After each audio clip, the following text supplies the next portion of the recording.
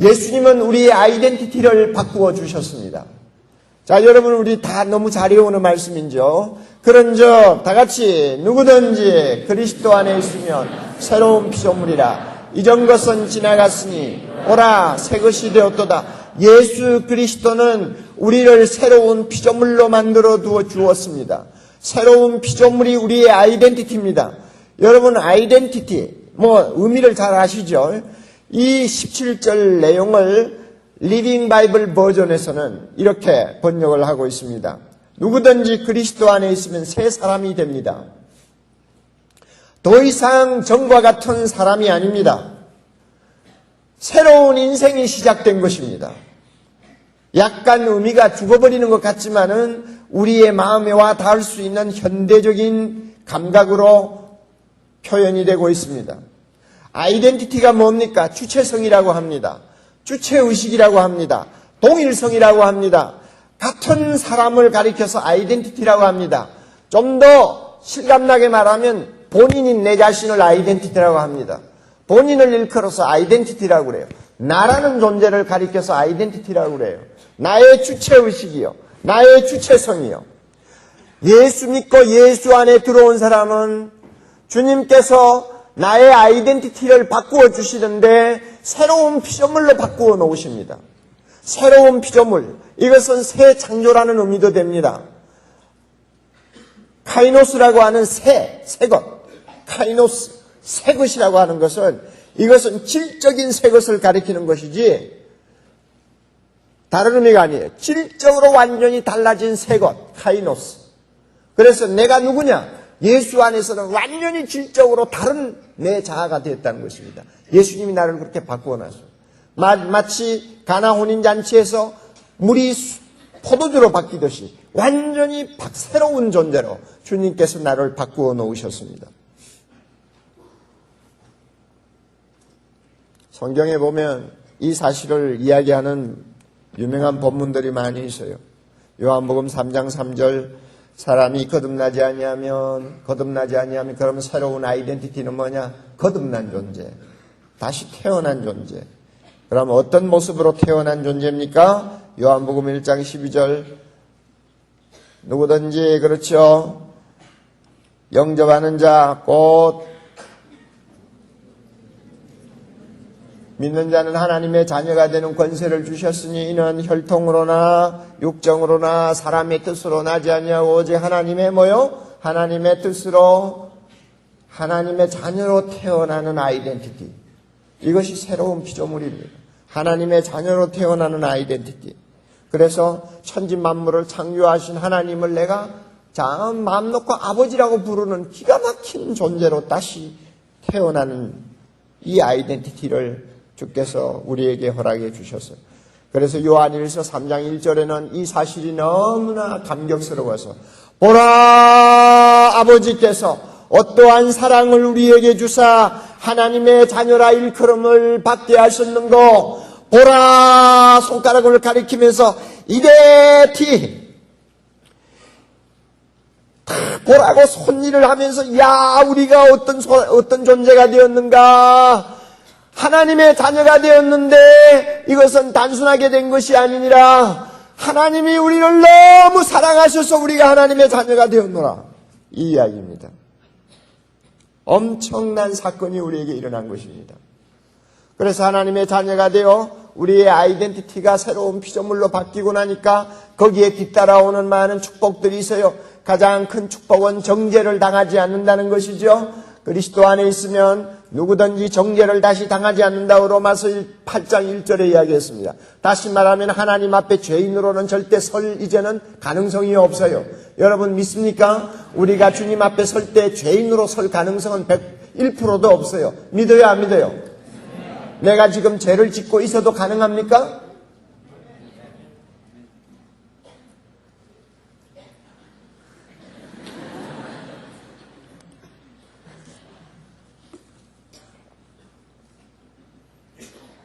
내가 앞으로 죄를 상당히 지을 가능성도 많이 갖고 있음에도 불구하고 하나님 앞에 정죄당할 수 있는 가능성이 1%도 없습니까?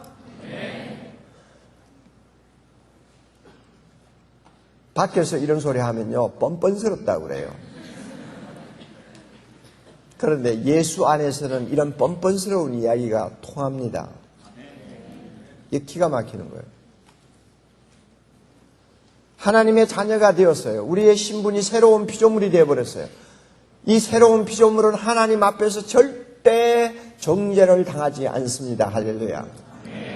하나님이요, 만약에 우리가 죄를 자꾸 범하면 때려서라도 완전히 회개시켜서 하나님 앞에 정죄당하지 않도록 하시지 그대로 내버려 두시지 않습니다. 왜냐하면 자기 자녀니까. 그래서 하나님 앞에 설 때는 절대로 죄인으로 설 수가 없습니다. 믿습니까? 우리가 하나님의 자녀인데 어떻게 죄인으로 설 수 있습니까? 죄인으로 절대 설 수 없습니다. 이게 새로운 피조물이 된 우리의 모습이에요. 여러분, 이 사실을 어떻게 보면 믿는 것 같은데 자주자주 흔들리는 것 같아요. 가만히 보면 많이 흔들려요. 집회 가가지고 은혜를 받을 때는 맞았어. 나는 이제 하나님 앞에 모든 죄 용서받았기 때문에, 그리고 하나님의 자녀가 되었기 때문에 하나님이 나를 다시 죄인으로 받지는 않으셔. 죄인으로 보시지는 않아. 믿습니다, 주님. 그래 놓고는 나중에는 한두 가지 잘못한 죄를 범해가지고 실험을 하게 되면 그만 그 믿음이 막 흔들려 버려요. 여러분, 이거는 흔들리는 것이지 믿음이 없어지는 것 아닙니다. 흔들리는 것하고 믿음이 없어지는 것하고 구별해야 돼요. 구별할 수 있어요, 없어요? 흔들릴 수는 있어요, 없어요? 의심은 할 수 있어요, 없어요? 지금부터 죽을 때까지 절대 의심 안 할 겁니다 하는 사람 손 한번 들어와요.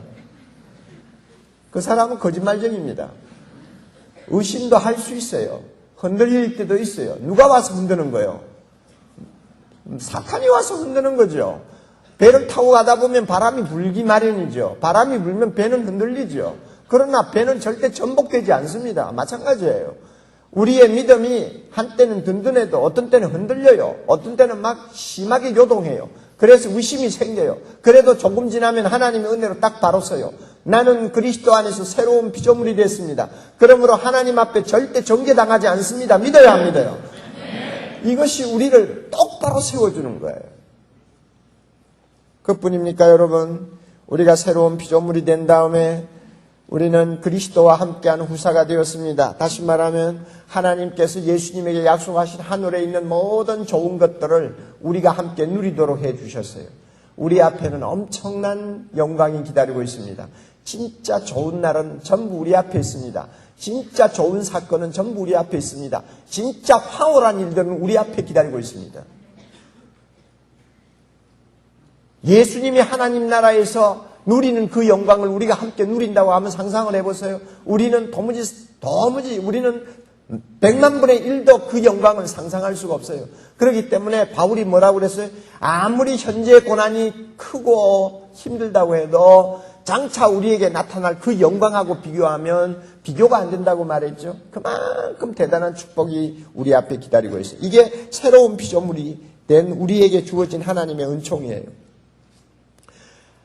이렇게 우리로 하여금 참 놀라운 피조물이 되도록 하기 위해서 하나님께서는 대단한 값을 지불하셨습니다. 여러분, 5장 21절 다 같이 읽습니다. 5장 21절, 하나님이 죄를 알지도 못하신 자로 우리를 대신하여 죄를 삼으신 것은 우리로 하여금 저희 안에서 하나님의 의가 되게 하려 하심이니라. 다시 한번, 하나님이 죄를 알지도 못하신 자로 우리를 대신하여 죄를 삼으신 것은 우리로 하여금 저희 안에서 하나님의 의가 되게 하려 하심이니라. 여러분, 이 본문 좀 쉽게 정리하죠. 하나님이 죄를 알지도 못하신 어떤 분을 선택했습니다. 그분이 누구요? 예수 그리스도를 선택해서 우리 대신 무엇을 삼으셨어요? 죄인으로 만드신 것이 아니에요. 죄 자체로 인정하셨어요. 예수님이 죄가 없음에도 불구하고, 죄를 알지도 못함에도 불구하고 하나님이 예수님을 죄덩어리로 인정하셨어요. 그래서 그를 십자가에서 죄값을 치르게 하셨죠. 그 대신 예수님은 죄덩어리와 마찬가지인 우리를 무엇으로 보셨어요? 의로 보셨다고 그랬어요. 어떤 의입니까? 하나님의 의로. 이것은 하나님이 인정하는 의로 우리를 받으셨어요. 그래서 예수님은 죄가 되고 우리는 하나님 앞에 뭐가 됐어요? 의가 되고. 다시 한번, 예수님은 하나님 앞에 뭐가 됐어요? 죄가 되고 우리는 하나님 앞에 의가 되고 이렇게 엄청난 값을 하나님이 치르셨습니다. 자기 아들을 죄로 넘긴 거죠. 그 결과 우리는 하나님 앞에 새로운 피조물이 되어서 참 아무도 이제 우리를 감히 얕보지 못하도록 만들어 주셨습니다. 참 이것이 얼마나 놀라운 은혜인지 모릅니다. 교회를 다니는 젊은이들 가운데서 가만히 보면요, 믿음은 좀 있는 것 같은데 자기의 아이덴티티가 예수 안에서 어떻게 바뀌었는가에 대해서 확신을 갖지 못하는 경우가 자주 있어요. 어떤 사람은 그 아이덴티티 자체를 잘 모르고 신앙생활하는 경우도 많이 있어요. 똑똑해서 머리는 잘 굴리고 대답은 잘하는데 자기가 어떤 신분으로 예수님 안에서 변화되었는가 하는 데 대해서 확고한 신념이 없어가지고 흔들리고 세상에 있는 젊은이들 앞에서 어떤 면에서는 자신 없는 모습을 보여주는 그런 꼴을 저는 가끔 봅니다. 여러분 꼭 기억하세요. 내 아이덴티티가 하나님 앞에서 새롭게 변화되면 그 다음에 우리에게는 새로운 삶이 시작됩니다. 그래야 안 돼요. 사람이 바뀌었는데 삶이 달라질 수밖에 없잖아요. 사람이 바뀌었는데. 그래서 우리는 나는 예수 믿으니까 구원받는다는 막연한 소리만 하고 살면 안 돼요. 예수 믿고 내가 구원받았으면 이것은 내가 새 사람이 되었다는 이야기고 새로운 피조물이 되었다는 말인데 그렇다면 나에게는 분명히 새로운 인생이 시작되는 거예요. 이 사실을 분명하게 가르쳐주는 것이 오늘 17절이란 말이에요.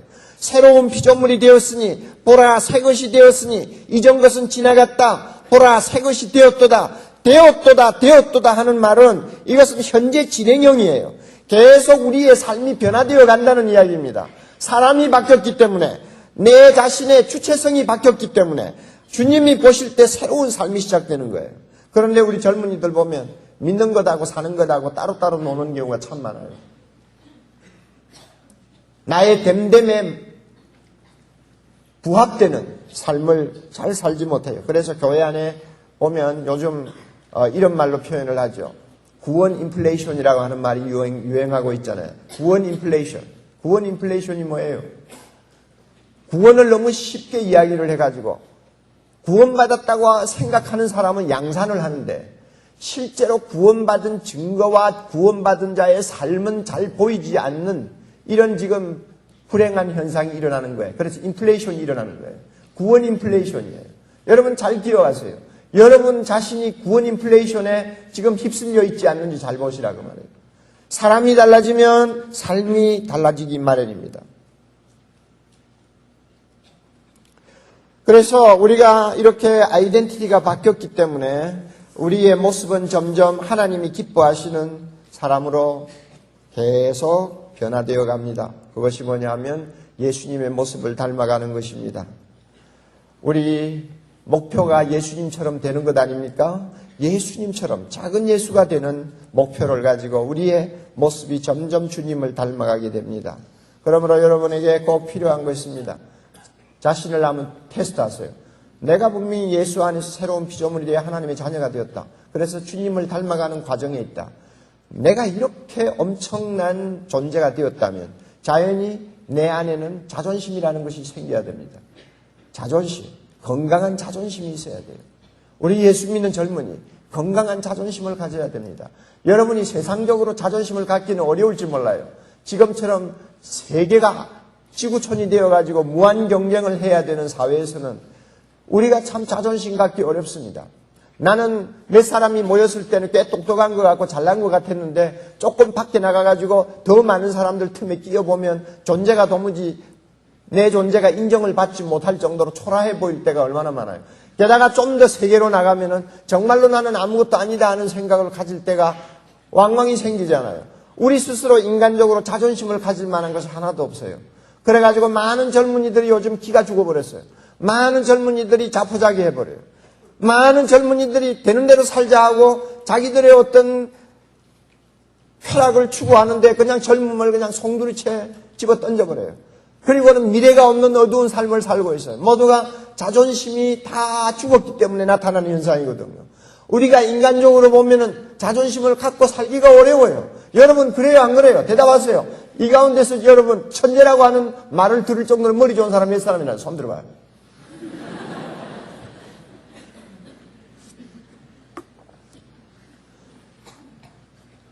이 가운데서 진짜 재벌집에서 태어났다는 사람 손 한번 들어요. 몇 사람이네. 자, 이 가운데서 정말 어디 갖다 내놔도 뒤떨어지지 않냐는 미모를 갖고 있다고 하는 사람 손 한번 들어요.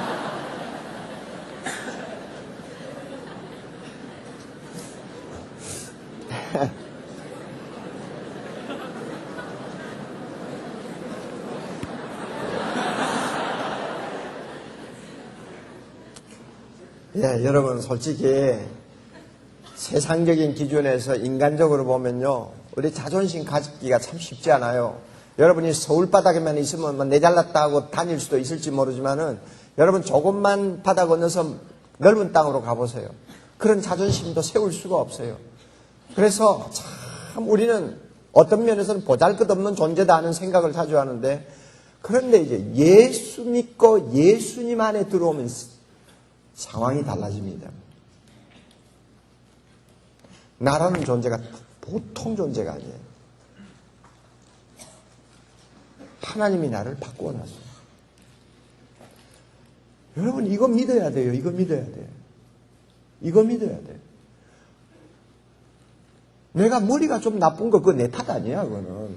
그러니까 그것 가지고 골머리 앓을 필요가 없어요. 나를 이 정도의 머리로 세상에 태어나게 하신 분이 누굽니까? 하나님이에요. 아멘. 그걸 가지고 내가 고민할 필요가 없어요. 고민을 하려면 하나님이 고민을 하셔야지 내가 고민할 필요가 없어요. 맞아요 안 맞아요? 나 외모가 뭐 신통한지 뭐 못났는지 모르지만은 내가 이 정도 모습으로 세상에 나온 것도 하나님께서 보내서 왔지 내가 이렇게 태어나고 싶어서 태어난 거 아니에요.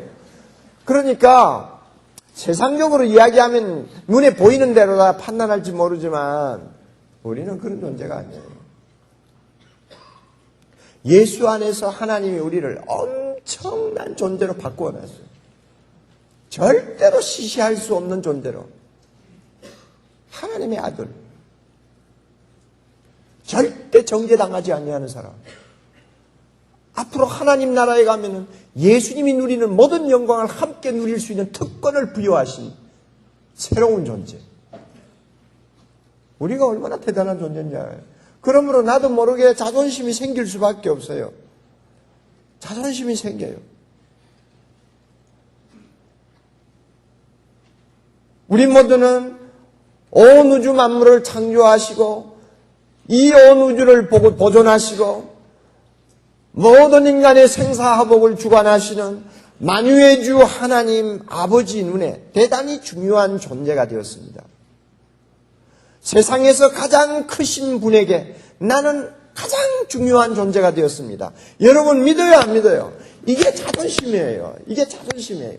예수 믿는 사람만이 가질 수 있는 자존심이에요. 나의 아이덴티티에 대한 자존심이에요. 하나님이 나를 어떤 존재로 보시느냐 그거 생각하면은 주저앉았다가도 벌떡 일어날 수 있는 자존심이 나에게 있어요. 여러분이 자존심을 갖고 있지 못하면 절대 앞으로 여러분 고개 들고 세상 살지 못합니다.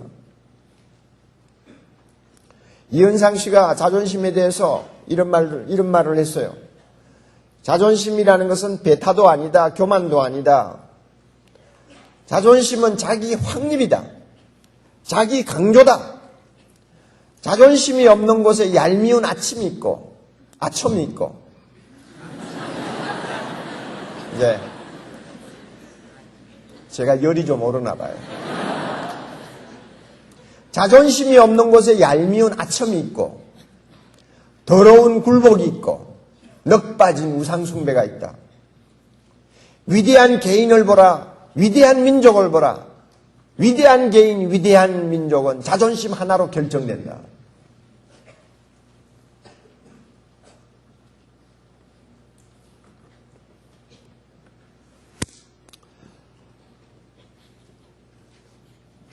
저는 여러분들이 그리스도 안에서 발견한 새로운 아이덴티티 때문에 정말 어디 가도 꿀리지 아니하고 작아지지 아니하고 고개 숙이지 아니하는 자존심만 가진다면 하나님께서 여러분을 통해서 앞으로 세계를 뒤집어 놓을 거라고 저는 믿어요. 그러나 하나님 앞에서 새로 발견한 나의 아이덴티티가 나에게 그 어떤 사람 앞에서도 꿀리지 아니할 만한 자존심을 세워주지 못한다면 여러분은 예수 믿고 구원은 받을지 모르지만은 이 세상에서 하나님이 원하는 사람은 되기가 어려울 거예요. 사도행전 26장에 가면 29절이죠. 사도 바울에게 있어서 가장 위대한 장면이라고 흔히 말하는 하나의 극적인 현장이 나와요. 지금 사도 바울은 죄수입니다. 지금 재판을 받는 중인데 자기 앞에는 아그리빠 왕하고 버니게라고 하는 두 사람이 앉아 있어요. 아그리빠 왕은 나이가 20대 초반에 지나지 아니하는 새파란 왕입니다. 그리고 자기 왕위를 누구든지 넘보는 것 같다고 하는 의심이 가는 사람은 주체하지 아니하고 죽이고 없애는 아주 잔인한 젊은이에요. 그리고 버니게라고 하는 사람은 아그리빠 왕의 누나예요. 누나인데 몇 번 시집 가가지고 실패하고 지금은 동생 집에 와가지고 붙어 있어요. 그러면서도 왕비처럼 행세하는 거예요. 그래가지고 이상한 소문들도 많이 나 있었어요. 나중에는 로마 황제에게 아첨을 해가지고 정부로 들어간 여자예요. 그러니까 세상적으로 볼 때는 두 사람이 화려하죠. 하나는 왕이요, 하나는 왕비처럼 해가지고 앉아서 앞에 있는 사도 바울을 쳐다볼 때는 얼마나 불쌍하게 보였겠어요. 쇠고랑을 차고 지금 재판을 받고 있는데, 그런데 이 바울이 아그리빠 왕에게 유명한 말 한마디 했죠. 아그리빠 왕이 너 몇 마디 가지고 나를 그리스도인으로 만들려고 하는구나. 그러면 그리스도인이라는 말은 얕보는 말로 하는 말이거든요. 비웃는 말이거든요. 너 몇 마디 해가지고 나를 뭐 예수쟁이 만들려고 하냐? 이런 식으로 말을 하니까 바울이 뭐라고 그랬어요? 쇠고랑을 차고 있는 손을 번쩍 들고 유명한 말을 했습니다. 뭐라고 해요? 말이 적으나 많으나 당신뿐 아니라 오늘 내 말을 듣는 모든 사람도 다 이렇게 결박된 것 빼놓고는 나와 같이 되기를 하나님께 원합니다. 내가 결박당하고 있다는 이것 빼놓고는 당신이나 나나 모두가 다 나와 같이 되기를 원합니다. 여러분 사도 바울의 자존심 대단하죠. 왕 앞에도 꿀리지 않아요. 세상의 권세 앞에서도 꿀리지 않아요. 자기가 하나님의 자녀가 되고 예수님 때문에 모든 죄 용서받고 영광스러운 하나님의 자녀가 되었다는 그 사실 하나만으로도 왕 앞에 꿀리지 않는다고 말이에요. 세상 부귀 영화 그것이 눈에 들어오지 않는다고 말이에요. 우리는 이런 자존심을 회복해야 됩니다. 여러분 이런 집회를 하는 이유가 있어요. 여러분 믿음이 좋아지기 위해 집회하는 것이죠. 그러나 믿음에서 끝나면 안 돼요. 여러분이 그리스도 안에서 발견한 새로운 자존심을 여러분이 가져야 됩니다.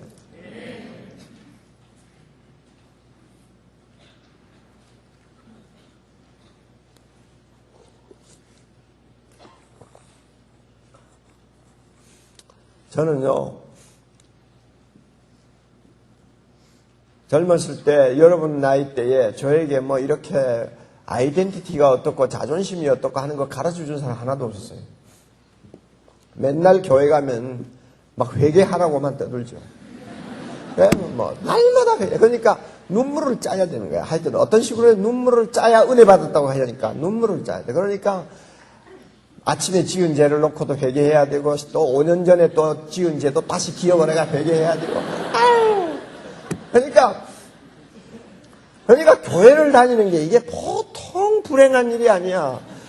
차라리 예수를 믿을 바에는 한 70살 정도 돼서 믿었더라면은 날마다 막 통회하고 울고 회개하다가 천국문에 쑥 들어가겠는데, 미리 예수 믿어가지고 이거 젊은 나이에 날마다 죄 하면서 할 짓이 아니더라고요. 나는 이렇게 불행하게 젊은 시절을 보냈어요. 왜냐하면 좀 제대로 가르쳐 주어야 되는데 복음의 긍정적인 면을 좀 화끈하게 좀 가르쳐 줘야 되는데 날마다 복음의 부정적인 면을 가지고 사람 기를 죽이니까 어떻게 살아요? 그러지 않아도 태어나기를 너무너무 돈도 없는 가난한 집안에서 태어나가지고 그러지 않아도 기가 죽어서 꼼짝을 못하는데 좋은 학교도 못 가고 시골에서 날마다 찌개지고 돌아다니면서 뭐 여러분 지금 내가 무슨 말 하는지 모르죠?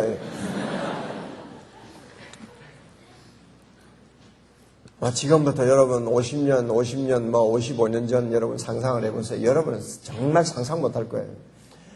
그런 가난한 나라, 정말로 남의 나라 식민지로 있다가 겨우 해방되어 가지고 공산주의하고 싸움이 벌어지고 막 온통 나라가 뒤죽박죽 되는데 큰 어려운 상황 속에서 여러분 젊은 시절을 보내는데 그게 무슨 자존심이 있겠어요? 한번 생각해 봐요. 게다가 교회 가면은 사람 티만 잔뜩 죽이고 말이지. 죄인이다, 죄인이다 하고 날마다 두들기니까 내가 길을 쓰고 어떻게 살아요? 그런데 나중에 제가 이제 신학교를 들어가고 하나님의 말씀을 저 자신이 좀 깨닫기를 시작했을 때, 내가 잘못 배웠다. 선생 잘못 만났고, 목사 잘못 만나가지고, 내가 그동안 너무 억울하게 인생을 살았구나. 나라는 존재는 절대로 기가 죽을 존재가 아니구나 하는 것을 발견했어요. 사람들은 나를 가난한 집안의 아들이라고 생각할지 모르고, 사람들은 내가 머리가 나빠가지고, 시험도 쳐가 떨어지고, 하여튼, 어쨌든. 그래서, 형편없이 볼지 모르지만은, 내가 예수 믿었기 때문에, 하나님 앞에서는 보통 존재가 아니구나 하는 것을 내가 비로소 알기 시작했어요.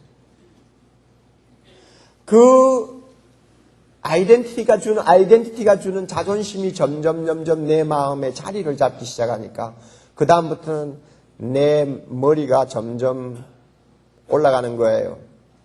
그리고 마음이 넓어지는 거예요. 그리고 떳떳해지고 두려움이 없어지고 내가 머리가 둔해도 그것 때문에 고민하지 않고 나는 세상에서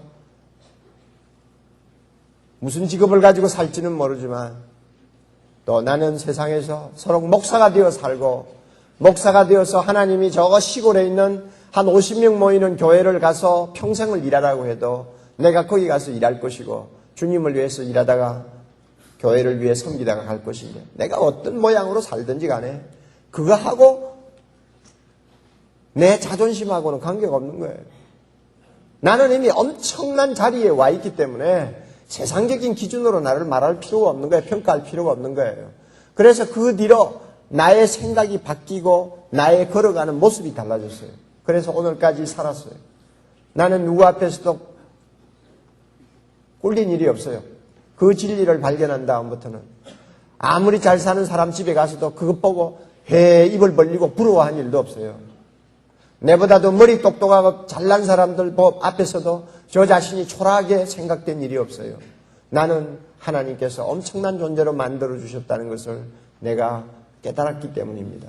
여러분이 이 자존심 안 가지면 여러분 세상 못 살아요. 하나님의 손에 쓰임 받지 못해요. 여러분이 인물 가지고 여러분을 평가하면 안 돼요.